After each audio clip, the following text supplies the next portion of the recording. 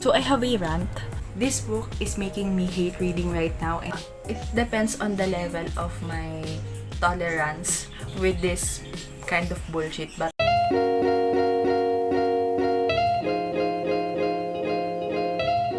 hello everyone, welcome back to my channel. This is Sinag and welcome to a new reading vlog.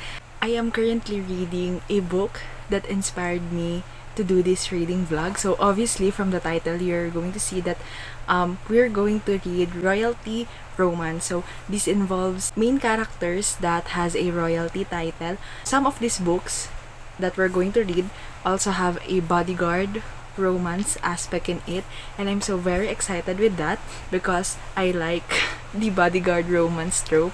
Before, I thought that I don't like royalty romances, but after reading Alyssa Cole's Reluctant Royal series, it basically changed my mind, and I just wanted to read more royalty romance because I love the fantasy that it gives, because obviously I am not a member of the royal family and I am not into that lifestyle, and I don't have that luxury and all of that privilege. And so reading about those, or reading about characters who have the characteristics of a royal or a part of a royal family, it's really interesting, and I think it's fun, especially if there's a bodyguard aspect with it. First book that we're going to read in this reading vlog, it is the book that actually inspired me to do this themed reading vlog, is Cheeky Royal by Nana Malone. Before we go to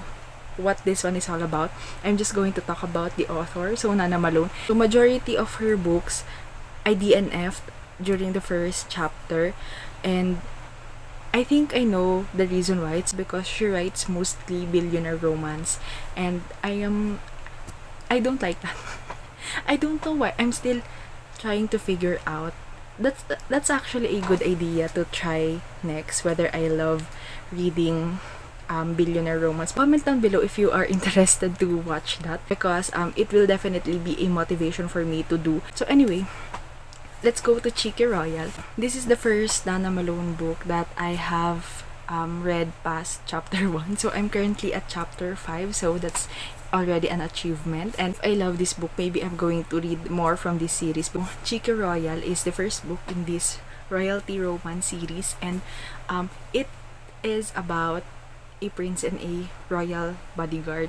So it's actually very interesting because usually in bodyguard romance, what we've seen or what we are seeing are usually the guys are the bodyguard, but in this one, the bodyguard is Penelope and the prince is, what's his name? Prince Sebastian. Just finished reading chapter 4 obviously, and after reading chapter 4, I decided the first thing that comes into my mind is that I want to make a reading vlog of it of this book, because I think there's a lot of things going on with the story. So basically we have Penelope. So Penelope is the main female character, and she don't like the job. She's basically not it for being a royal guard. Their family has a legacy, and they are for generations part of the royal guard. She doesn't view herself as a part of the team. When we get to read her POV, she's very not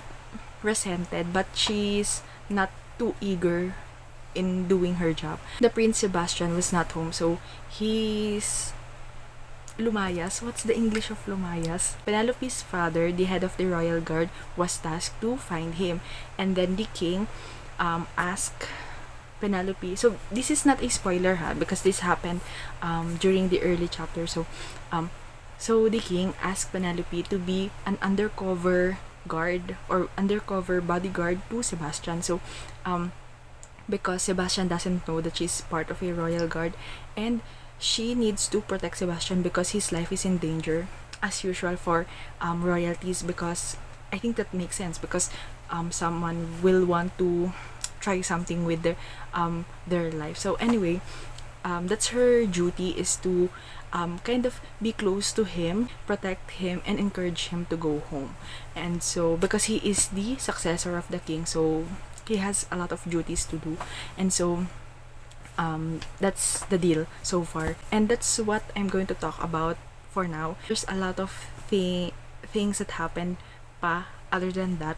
I don't know if it's going to be a spoiler, or if this is going, the things that I omitted, not telling you right now, will have something or will progress into something more as the chapters go.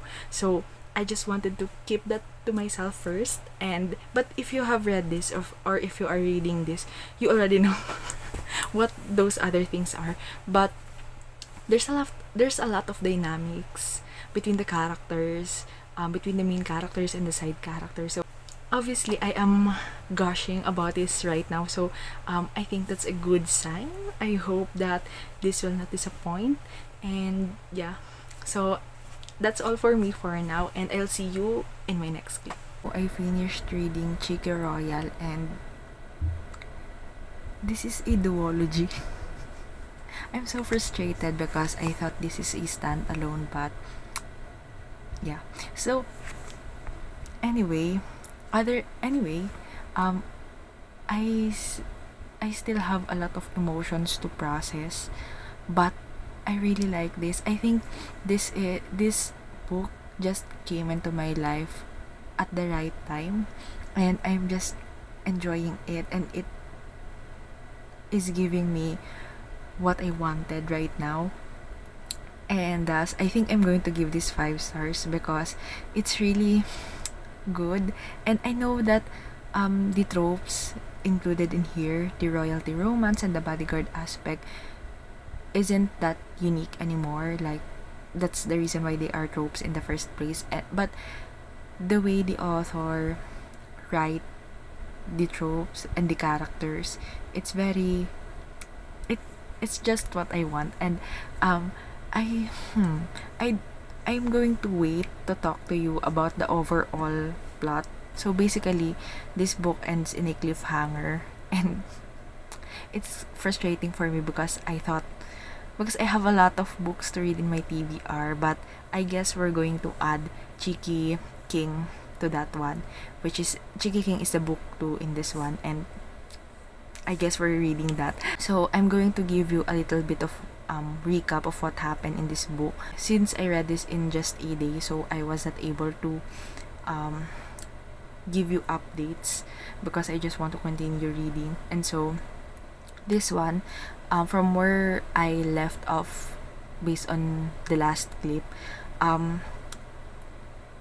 we already know what's the reason why Sebastian ran away from home. It's because, and this is not a spoiler all through that, because right after filming the last clip, when the chapter that I'm reading already said to us, or it is already shown the reason why he ran away. So the reason is because he found out that he has step siblings, or no, he has half siblings from his father's side, and he wanted to search for them, because especially the what's it called, it his brother, because if his plan is for his brother to take the role of the king or be the successor instead of him, because he don't want to be the next king, because he wanted to pursue photography, searching for his siblings for that, which I think a very believable reason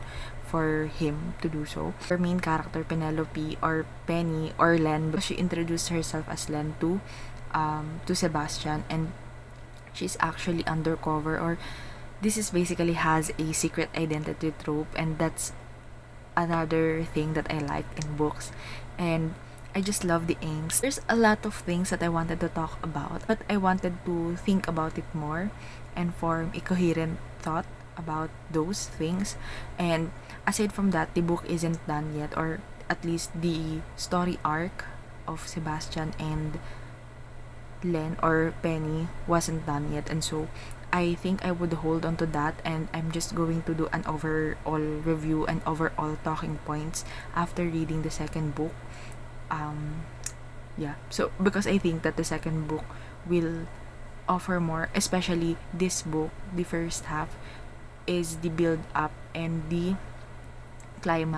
and the start of the climax, basically, because the end, I'm not going to spoil anything, but the end is the climax. Don't know how to talk about this without really spoiling a lot, but or spoiling anything. And yeah, so I think the second book will have all the resolutions and basically all the angst that I wanted. And so I'm going to read that first, and then I'm going to make an overall review. I'm going to try to make an outline of all of my thoughts so that I can review this a lot more concisely and with more brevity. And so that's my plan for now, but I'm definitely giving this a 5 stars because I think this is a great first half to an entire story arc. And I don't know, I'm just frustrated because I did not expect this to be a duology, because I assumed that this is a standalone. Yeah, but anyway, I still enjoyed it, and and so far I'm recommending it because I loved the build up of the overall arc. But we'll see what's going to happen in the second half, in the second book, for this duology. So that's all for me. See you after reading that. I am in the 13% mark in Cheeky King, and I'm just going to say this, but Sebastian is kind of a dumb royal. For someone who is trained all his life to become the next king, he doesn't know much about how to do things. And I'm kind of judging him right now, but at least for me personally, the first action or the first step when he realized, this is going to be a spoiler pala. The first action he should have done when when someone delivered the message to him that the king, his father, died. It's the first thing that usually comes to mind, not just to me but I guess other people as well, is that there is foul play involved, especially because this one is a king. So, and his passing isn't timely, like it just happens, and I it's a bit sus for me. And him not immediately thinking that, or not even, because even if, okay, let's say that he is kind of old na, and he was presumed dead due to a heart attack, but at least at the back of his mind he should have taken into account or taken into consideration that there might be a foul play involved, especially because the vote that's going to happen. So in this one kasi, an upcoming vote was needed to happen to change the constitution in their country. And so it is a bit dumb for me. His actions were a bit well, I can't really blame him because maybe he is grieving and that's his coping mechanism, or that's how he grieves the loss of his father. But you're the king now, and at least you should have a little bit of logical sense. And I know he's grieving, but if someone you love suddenly pass away, and you know that that someone has a lot of there's a lot of people who don't have good intentions towards him because he's in a political power, and that's too much attention towards different kinds and types of people. Why wouldn't you think that there's a possibility that it is a murder and there's a foul play involved? So that's just my confusion towards him. I think the Penny's father, the head of the royal guard, was the one who has the brains, obviously, in this one. And I don't know, but I think this book just showed how incompetent Sebastian is in doing his job, which it's fair. I think for me it's fair because Sebastian doesn't even want to do this in the first place. So I don't know how this is going to end, or if he will continue being the king, but he's very incompetent.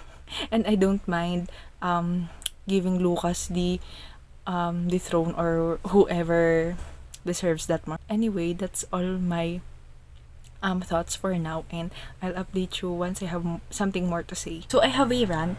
This book is making me question my feelings towards the first book, because Sebastian is very annoying and very dumb. So in this one, I just finished chapter 10 and I'm currently in chapter 11, but I'm not going to delve deep into the spoilers, but I just wanted to talk about my feelings right now. So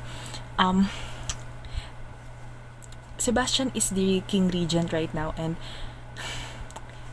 you know that your kingdom is under a murder investigation, and you're the king right now, and you know that there's a lot, and you know that your father, the former king, was probably murdered, and now that you're taking his title, there's a possibility that you can also get murdered.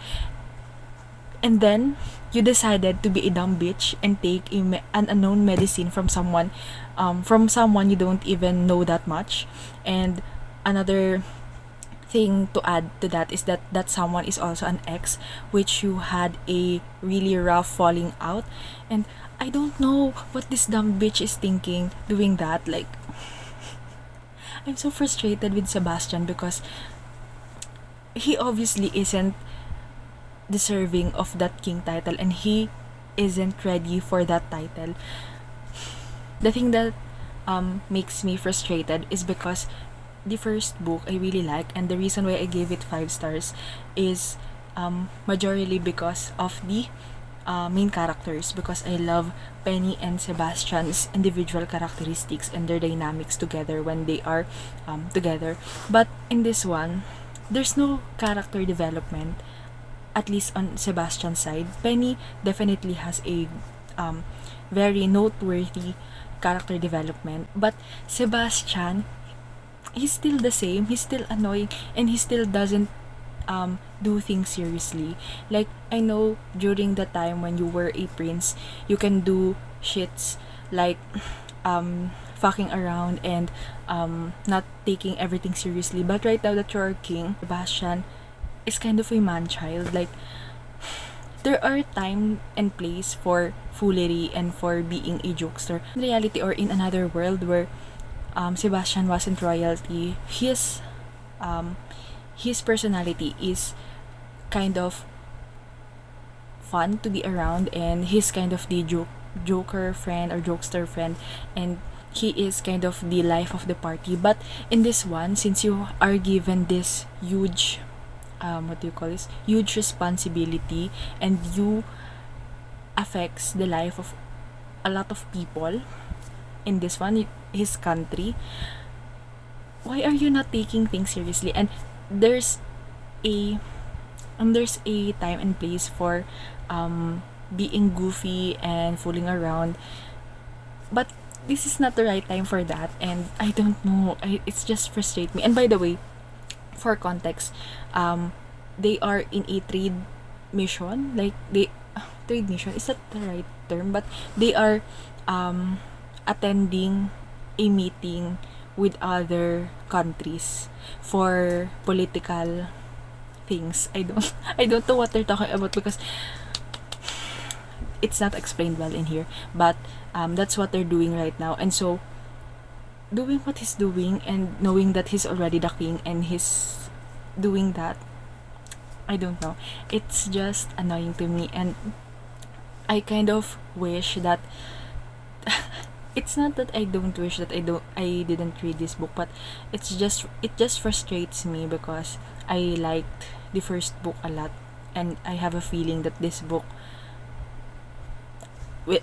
is definitely not going to get a 5-star from me. So the highest that it could give from right now, from where I am reading, is 4 stars.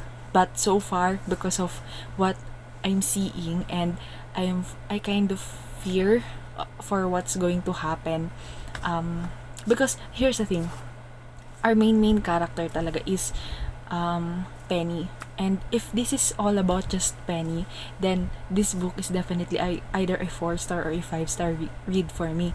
But since this is a royalty romance, and the royalty aspect in here is Sebastian, because he is the prince turned king.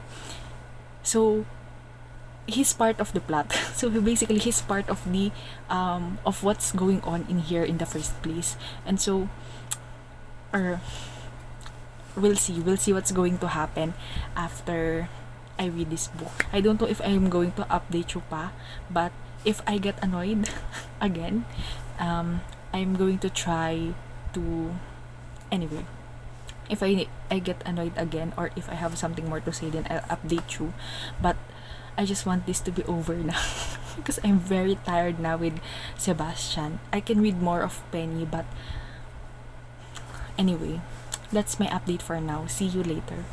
So, I'm at the 34% mark of Cheeky King, and I think I'm going to DNF it na. Well, I don't think I am going to DNF it na, because I just full I just can't with this character. So this book is making me hate reading right now, and I don't want that. I don't want feeling that way, and so I'm just going to DNF this one. We are at the 34% mark na, right? And I don't know why, but the characters, especially Sebastian, are so dumb and insufferable, and I'm just wondering what happened to the characters that we loved in the first book, and why are they acting so foolish in this one. And Sebastian, as we all know, back in the first book, so this is going to be pure on spoilers na from the first book and from what I've read so far. So I don't think this will necessarily spoil the second book, because still at the 34% mark, so I haven't got to the actual mystery kind of with the king. So anyway, so in the first book, we've seen a lot of times where Sebastian, he's currently the prince back then, his life was, there's a lot of attempts for his life, and he's so dumb. He's so dumb for naively believing that, I don't know what's going on with his head. Now that I've read this book, or I've read parts of this book, the first book was kind of being, I'm kind of questioning na whether I am right for giving the book 5 stars, because now that I think about it, Sebastian from the get-go was already so dumb, and he acts, okay, so here's the thing. When you know that you are a prince, you know that you have a power, and you know that a lot of people are not going to like you because of that power and other political things, and you still naively believes that you can go on with your life without any attempts on it. And I don't know. I don't know. I don't know. So back then, that's his shtick in the first book. So and I kind of buy it in the first book, because he's kind of the rebellious kind of prince, and very he's the kind of prince that he's not taking his position seriously. He's being a playboy, and yeah, so that makes sense. But by the end of the book, he's the king regent na. He is basically in an even higher position than his before. So right now that he's king, he's all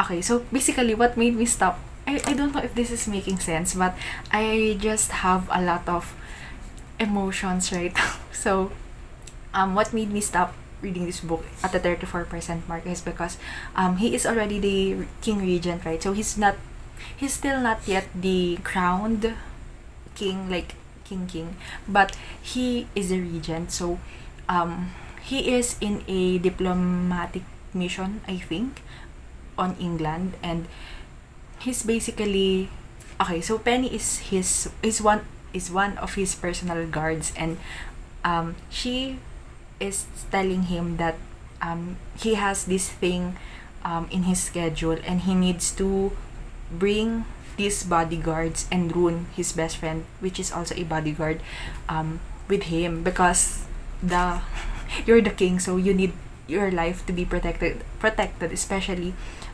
you don't have any successor after you. So if you don't want your position to be on your cousin's thing, then you should do your best to protect it, And so, because basically in first book, I don't know if it is in first book, because basically in the start of this book, he said that he don't want his cousin to inherit the title. If you remember, in the first book, he is looking for his brother because he don't want to be the king, so that the position will be on him and not on his brother and not on him.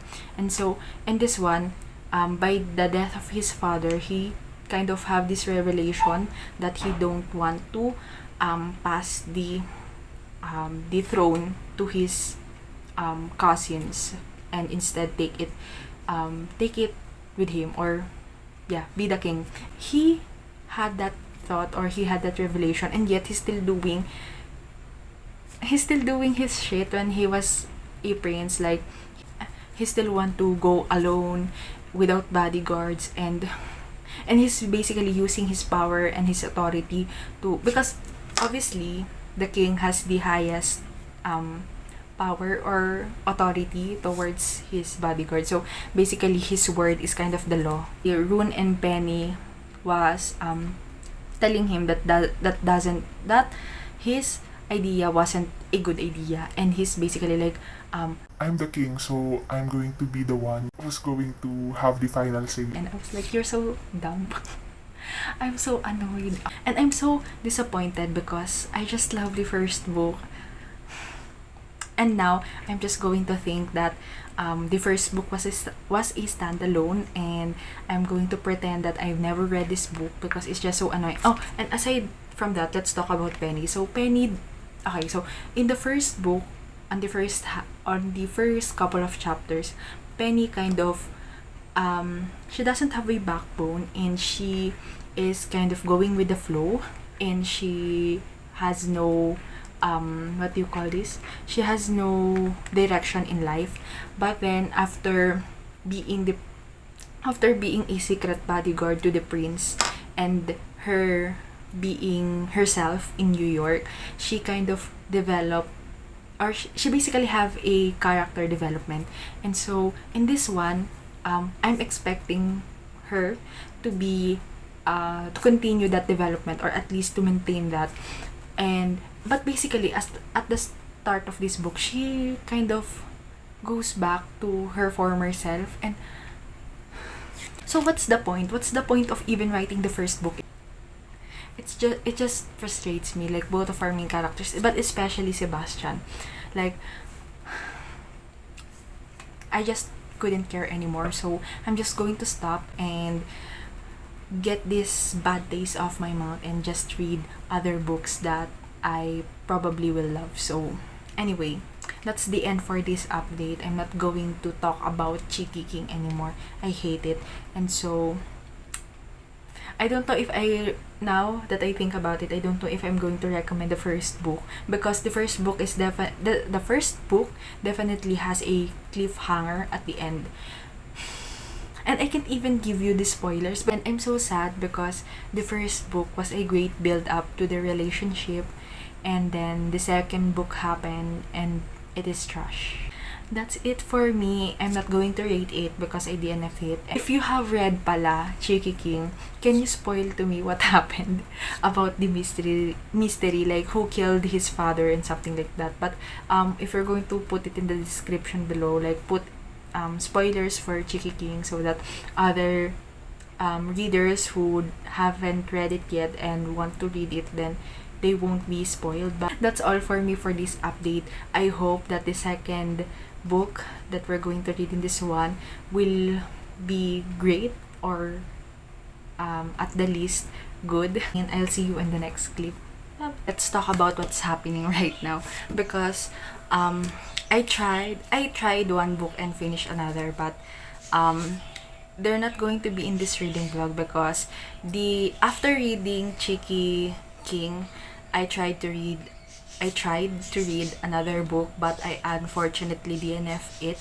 It is a bodyguard romance, and I don't know why, but it just didn't connect with me, and I don't know if it is because I still have bitter thoughts with regard to the Cheeky King book, but because I tried to read it right after Cheeky King, so, and it is also a bodyguard romance, so it doesn't feel I'm not enjoying the story that much, and so what I did is I temporarily or soft DNF it because I am not in the right headspace. I'm not in the mood to read another royalty and bodyguard romance, so so I DNF that, and I'm not going to tell what that book is in here because that book is quite popular and I don't want to be crucified because I DNF it.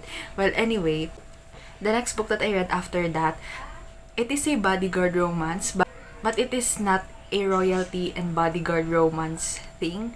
Like, it is a bodyguard romance and a spy or secret agent. It doesn't really satisfy the royalty romance trope because no royalty people are involved between the relationship of the hero and the heroine. And so I'm not going to include that in here, but I actually finished that last night and I read it for 3 hours only. So I have a lots of thoughts about that, but I don't know if I'm going to make a separate video about it because I think it's going to be a negative a negative review or a rant review. So I just don't want the negativity right now. Though I have some points to say. I have some points that I love in that book, but I don't know.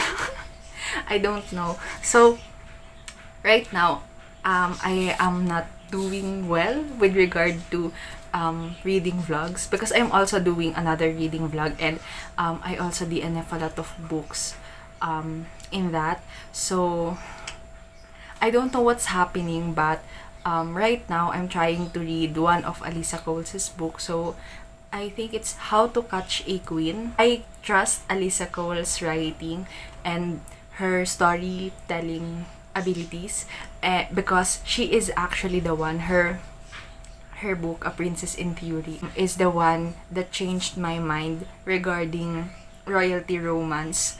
So I'm trusting Alyssa Cole to get me out of this what do you call this? It's not a reading slump, but I just felt tired with what I'm reading.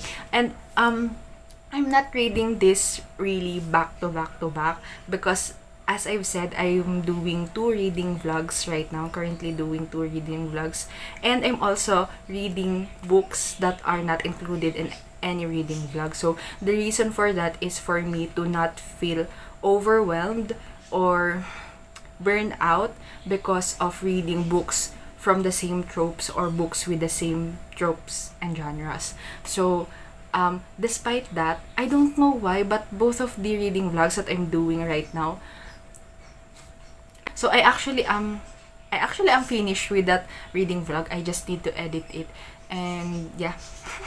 So I'm now going to start with another reading vlog naman because I can't for the life of me just do one reading vlog because I feel like it's really overwhelming and I want more options when it comes to reading books as options. So now let's talk about How to Catch a Queen.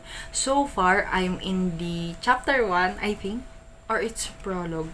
I don't know I don't know if it is prologue or chapter 1, but I'm in the 2% mark, so it's very early and it's quite bold of me to make an update right now because I don't know if I can commit.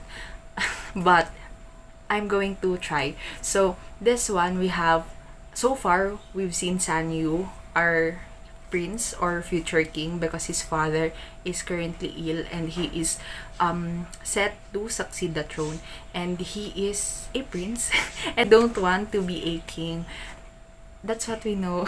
I'm still early in the book to know anything or to know more about the plot or story, because I what do you call this? I didn't read the synopsis, or I don't know much. I just know that our hero is Sanyu, and he doesn't want to be a king, and he is actually going to be married to um a princess from Tesolo, and I don't know who is she. Who is she?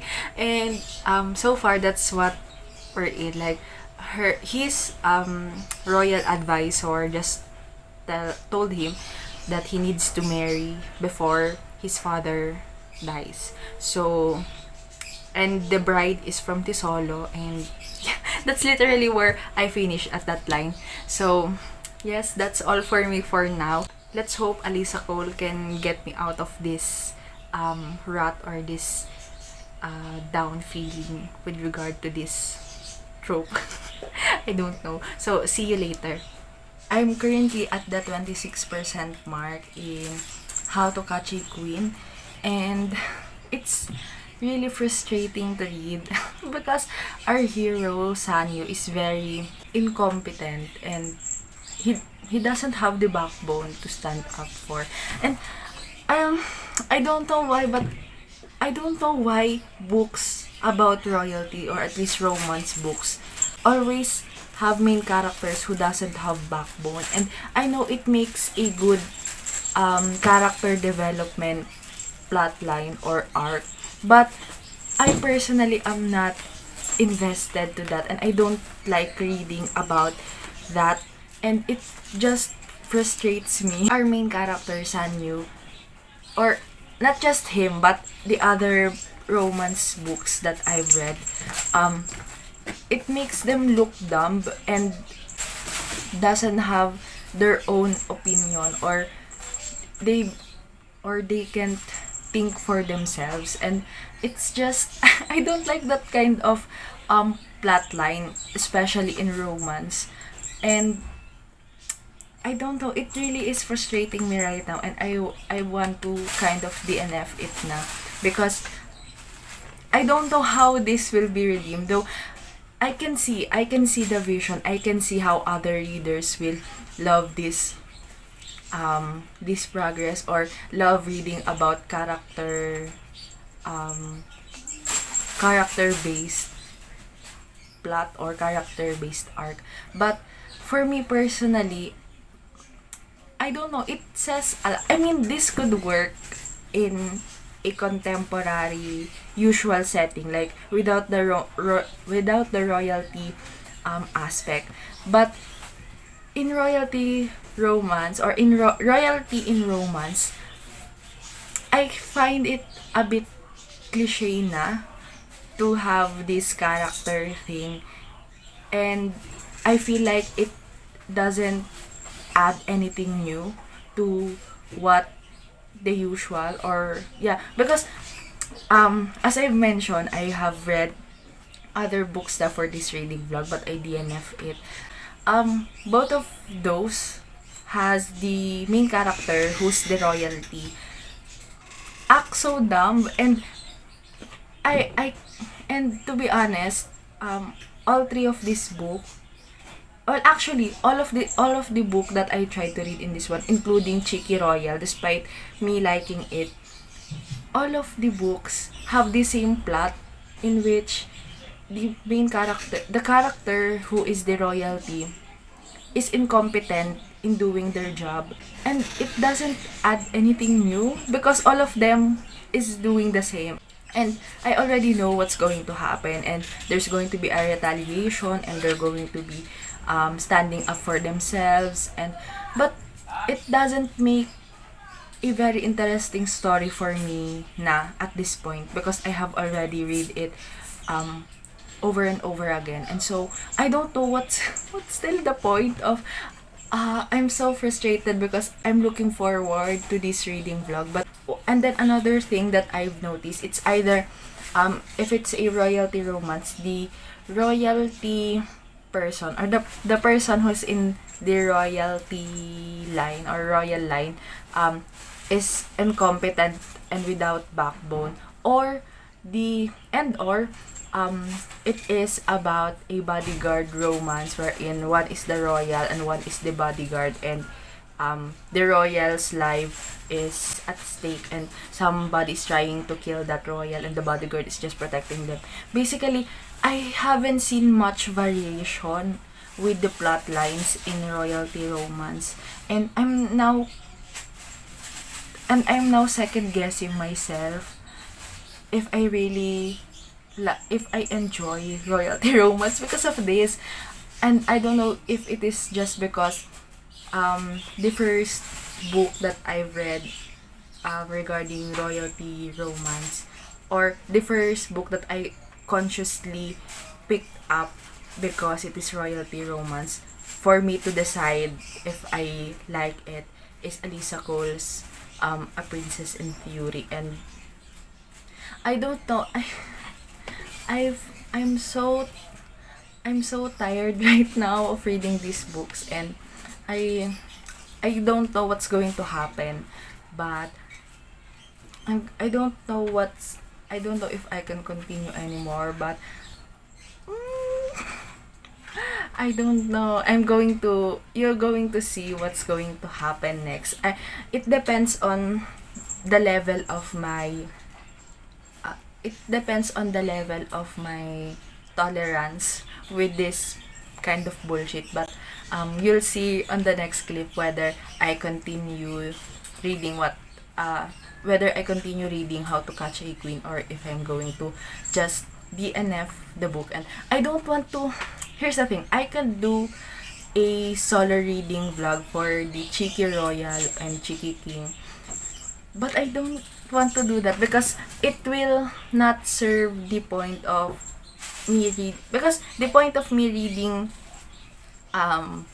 books with specific or certain tropes or elements in books is for me to know whether I like that element or that aspect or that trope in books, so that it can guide me hopefully in choosing the next books to read. I just want to read books that I really enjoy, and so I think if I do the solo reading vlog, I think it would be a disservice and it will not really reflect what I thought, because I want to show my thoughts or my real thoughts on things. And I don't know, I feel like I'm kind of policing myself. I could do that, or I could scrap the entire reading vlog, but I don't want to waste all the efforts. Although the efforts that I have made are more on the reading part and filming part, but at the end of the day, all of those are still efforts, and I made an effort to document my thoughts, and I don't know. And yeah, so I have scrapped an entire reading vlog before, and I don't want to do it again because I feel like shit afterward. I wish that I have saved the clips, but because there are still book reviews and they can still help other readers if they have encountered it, and if they are looking for reviews for those specific books. So I'm not going to delete this reading vlog, that I'm sure of, because now that I have talked about it, I don't want my efforts to be wasted. So either I'm going to post this reading vlog fully with all of my frustrations or I'm just going to do a solo reading vlog. So I really don't know right now in filming this clip, but by the end I will know. And I told you what's happening right now. Okay, so I don't think I told you. I just proceeded to rant, but what's happening right now is they already married. Sanyu and Shanti are already married for 3 months. Basically, the ministers in the council, not just them, but all of the people in this royalty shit, is treating Shanti like shit because they say that she is not the true queen. But they didn't even give her the chance to speak or to contribute something to the projects or whatever they are doing. And then we have the king who doesn't have the backbone. So Sanyo finally ascended to the throne because his father died, and he I don't, he never contribute to any meeting, and he's basically a doormat, and I, and I know this is going to be a point for, a character arc for him, and possibly a plot line, but I don't find this thing interesting, especially seeing the minister, I forgot his name, but the minister is basically acting, basically the king Sanyu is like a, what do you call that, a puppet president, something like a puppet president, wherein the ministers actually are the people or the one who has the power, and the king or the president was just a placeholder. But technically, all of the decisions, all of the power was situated on the